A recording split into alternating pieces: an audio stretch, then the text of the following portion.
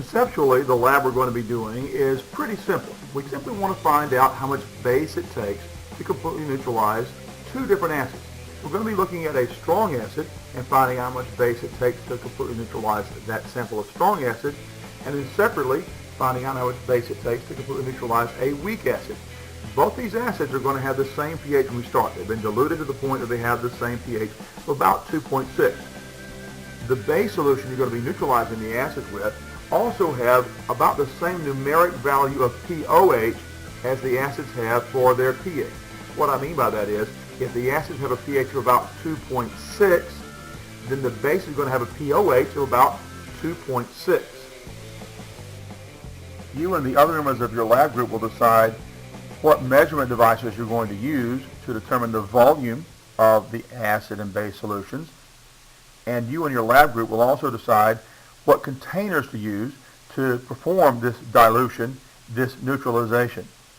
For this lab, we'll be using the Vernier LabQuest and a pH probe. Here's the pH probe.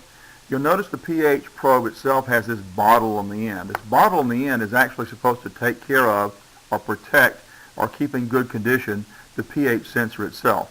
To remove the probe itself from the bottle apparatus, you simply unscrew this just a little bit to allow some air to flow through the system, and then you can remove the pH probe itself from that bottle.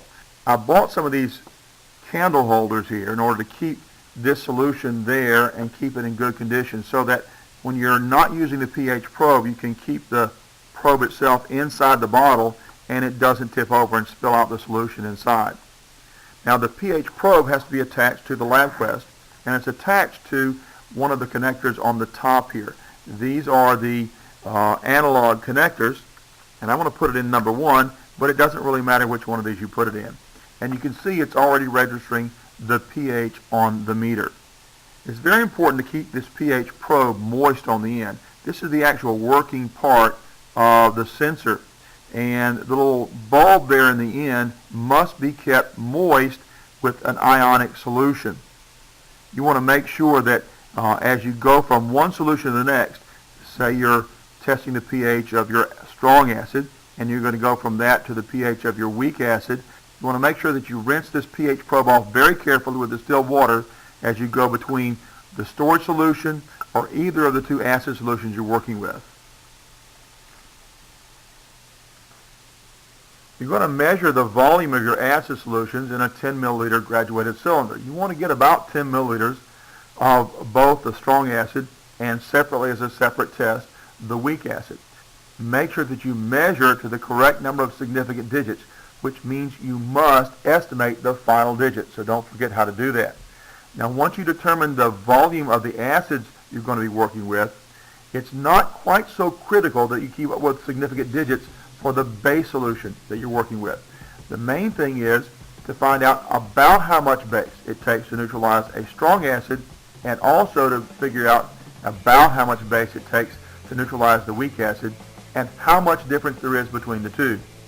How you perform that, what procedures you're going to use, you and your lab group will decide that based on what you know about science, what you know about chemistry, and the equipment available to you in this lab. Now once you finish the lab, it's important that you put away everything neatly, clean, and stored properly, so the next lab group has equipment that is easy to use. They don't have to untangle cables and that sort of thing. So we're going to turn off the LabQuest. I'm going to unplug the pH probe. I want to make sure that I wind the cable on the pH probe very neatly. I've placed these Velcro fasteners on here to make that easy to do. I'm going to place it back in the box it came from neatly.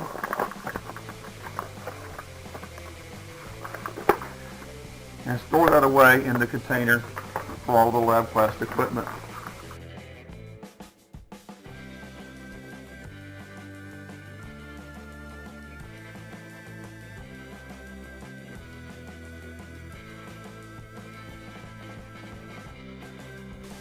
Remember, it's important that you store the graduated cylinders filled with distilled water so they'll pour well the next time they're being used.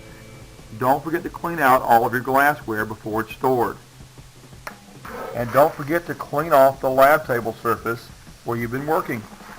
No procedures have been written out for this lab. You and those in your lab group will decide for yourselves exactly how you're going to accomplish the goal of this lab. And the goal is to determine how much base it's going to take to completely neutralize, on the one hand, a strong acid, and on the other hand, a weak acid. How you accomplish that is up to you and those in your lab group.